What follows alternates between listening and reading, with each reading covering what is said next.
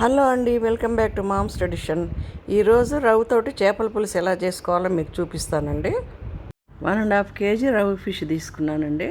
చాలా టేస్టీగా ఉంటుంది మీరు ఇట్లా చేసుకున్నా కూడా. ఇంతకుముందు నేను కొర్రమీనతోటి పులుసు ఎలా చేసుకోవాలో పచ్చి కొబ్బరితో చూపించానండి. ఇప్పుడు ఎండు కొబ్బరితో చూపిస్తాను. ఇప్పుడు స్టవ్ ముట్టించి ప్యాన్ పెట్టుకొని ఉల్లిపాయలు, ఒక పెద్ద ఉల్లిపాయ తీసుకుని వేయించుకోవాలి. ఒక 2 టమాటాలు అవి కూడా ఇందులోనే వేసి వేయించి పెట్టుకోవాలి.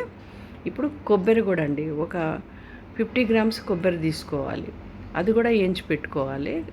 ప్యాన్లోనే వేయించి పెట్టుకున్న తర్వాత ఇట్లా బ్రౌన్ కలర్ అయిన తర్వాత తీసేసేయాలి. ఇప్పుడు పెద్ద బత్తాయి అంతా ఇది చింతపండు తీసుకోవాలి. ఇది కూడా వాటర్లో నానబెట్టేసి పెట్టుకోవాలండి పక్కన. ఇప్పుడు మసాలా నూరుకోవాలండి. మసాలా కోసము దాంట్లో ఏమేమి వేయాలండి, ధనియాలు ఒక 3 పెద్ద స్పూన్స్ తోటి తీసుకోవాలి. జీలకర్ర 2 స్పూన్స్, 1 స్పూన్ ఏమో మెంతులు తీసుకోవాలి. ఇది వేయించుకొని పక్కన పెట్టేసుకోవాలండి. ఇది కూడా పౌడర్ చేసుకుని ఇప్పుడు కొబ్బరి గ్రైండ్ చేసుకున్నాం కదా, అందులోనే టమాటా, ఉల్లిపాయ అవి 2 వేయించి పెట్టుకుని అవి కూడా గ్రైండ్ చేసుకోవాలి. అందులోనే ఇప్పుడు ఈ ధనియాల పొడి కూడా పౌడర్ చేసాం కదా, అది కూడా ఇందులోనే కలుపుతున్నానండి. కలిపేసుకొని మళ్ళీ ఒకసారి గ్రైండ్ చేసి తిప్పేసుకోవాలి. ఇప్పుడు స్టవ్ ముట్టించుకోవాలి. స్టవ్ ముట్టించి ఒక ఎడల్పాటి గిన్నె పెట్టుకోవాలండి. అప్పుడే మనకు ముక్కలు ఇరగకుండా ఉంటాయి, ఫిష్ ముక్కలు. దాంట్లో జీలకర్ర వేసుకోవాలి. ముందుగా పచ్చిమిర్చి ఒక 3 పచ్చిమిర్చి ఇట్లా పొడుగ్గా కట్ చేసేసుకోవాలి. కరివేపాకు ఎక్కువ వేసుకోవాలండి, ఎక్కువ వేస్తేనే టేస్ట్ ఉంటుంది అన్నమాట బాగా. ఒక 2 స్పూన్స్ అల్లం వెల్లిపాయ వేసుకోవాలి.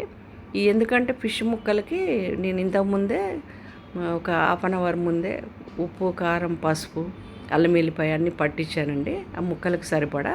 అందుకే కొద్దిగా తక్కువ వేసానండి. 1 స్పూను పసుపు వేసుకోవాలండి. తర్వాత ఒక 3 స్పూన్స్ కారం వేసుకోవాలి. చిన్న స్పూన్ కాబట్టి 3 స్పూన్స్ కారం వేసుకోవాలి. మీకు ఎంత కావాలో మీ టేస్ట్ని బట్టి మీరు ఎక్కువ అంటే ఎక్కువ వేసుకోవచ్చు, తక్కువ అంటే తక్కువ కూడా వేసుకోవచ్చు. కారం పచ్చివాసన పోయేంత వరకు కలుపుకోవాలండి. ఇప్పుడు మనం ముందు నూరి పెట్టుకున్నాం కదా, టమాటా, కొబ్బరి, ఉల్లిపాయ, ధనియాలు, జీలకర్ర పౌడరు అవన్నీ అందులోనే కలుపుకోవాలి. గ్రైండర్లోనే కలుపుకొని ఒకసారి అట్లా అంతా గ్రైండ్ చేసుకొని ఇప్పుడు ఈ ఆయిల్లో వేసుకోవాలండి. ఇప్పుడు కారం వేసిన తర్వాత పచ్చివాసన పోయేంత వరకు బాగా కలపాలి. ఇప్పుడు సాల్ట్ వేసుకుందామండి. నేను 1.5 స్పూను సాల్ట్ వేసుకున్నాను. మీరు మీ టేస్ట్ని బట్టి మీరు సాల్ట్ వేసుకోండి ఎంత కావాలో. ఇప్పుడు ఇది కూడా బాగా కలుపుకున్న తర్వాత ఇప్పుడు ముందుగా నానబెట్టుకున్నాం కదా చింతపండు, అది పిసికి పక్కన పెట్టుకోవాలి. ఇప్పుడు ఆ పులుసు అందులో పోసుకోవాలండి. ఆ పులుసు పోసిన తర్వాత ఇంకా కొంచెం గ్రేవీ కావాలి కాబట్టి గ్రేవీ కోసం ఒక 2 గ్లాసులు వాటర్ పోసుకోవాలి. ఎందుకంటే ముక్కలు కూడా మునగాలి కదా అందులోనే, అందుకని 2 గ్లాసులు వాటర్ పోసుకోవాలి. మీకు ఇంకా ఎక్కువ గ్రేవీ కావాలనుకుంటే ఇంకా కొంచెం వాటర్ కూడా పోసుకోవచ్చు మీరు. చూడండి, నేనైతే అంత పోసాను, 2 గ్లాసుల వాటర్ సరిపోద్ది కాబట్టి. ఇప్పుడు ముక్కలు వేస్తున్నాను చూడండి. అట్లా ఒక్కొక్కటిగా వేసుకోవాలి, అన్నీ ఒకటేసారి వేయకూడదండి. అన్ని ముక్కలు వేసిన తర్వాత ఒకవేళ సరిపోలేదనుకోండి, ముక్కలు మునిగేటట్టుగా గ్రేవీ లేకపోతే మళ్ళీ కొంచెం వాటర్ పోసుకోవాలండి. 1/2 గ్లాసు వాటర్ పోసుకోవాలి. ముక్కలు వేసిన తర్వాత అండి స్టవ్ పెంచుకోవాలి. ఫుల్ కొంచెంసేపు ఒక 3 minutes 4 minutes స్టవ్ పెంచుకున్న తర్వాత మెల్లమెల్లగా స్లో చేయండి, మీడియంలో పెట్టండి. తర్వాత కొంచెం ఆయిల్ అంతా బయటికి రావాలనుకున్నప్పుడు కొంచెం ముక్క ఉడికే ముందు ఫుల్ స్లో పెట్టేసుకోవాలి. ఇప్పుడు ముక్క ఉడికిందో లేదో ఒకసారి చూసుకుందామండి.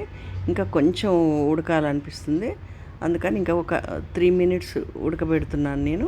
ఇదంతా బయటకు వచ్చింది చూడండి, ముక్కలు కూడా బాగా ఉడికిపోయాయి. చాలా టేస్టీగా ఉంటుందండి. ఇవాళకి ఇంతేనండి. షేర్ చేయండి, సబ్స్క్రైబ్ చేయండి, లైక్ చేయండి.